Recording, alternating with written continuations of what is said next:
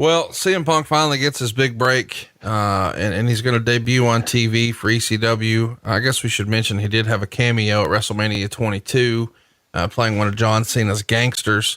And that's pretty common. You go back and see the Undertaker's entrance a few years ago, and it was a lot of, quote unquote underneath talent. And even Triple H, at WrestleMania in 2014, he had, I think it was Alexa Bliss and Sasha Banks and Charlotte Flair, helping with his entrance. So that's sort of a rite of passage for a lot of developmental talents. But once he's on TV for ECW. So they're going to relaunch ECW and task Paul Heyman with trying to make that show successful. And of course, one of the talents he wants to feature is CM Punk. And while not a lot of great stuff comes from this relaunch of ECW, I don't know that he would have had the opportunity to shine on the big stage with, the right lens had Paul Heyman not been there to shepherd it. And ECW certainly provided that. Is that fair to say?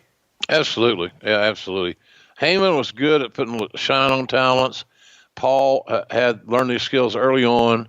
And as I did from the standpoint of as a booker, not a writer, different role. Now we've talked about this here on the show.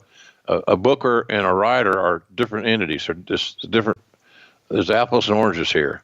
But Heyman was good at just evaluating a talent and then booking them to play to their strengths and put them in positions, where they are good at executing a specific thing.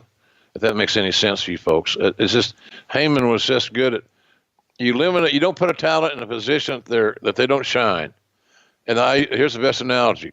I tell young talents this all the time.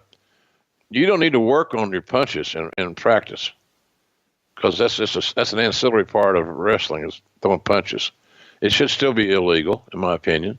If the heels have no rules to break, then they're screwed, and you can't get heat on a heel that isn't good about breaking the rules and lying about it to some degree.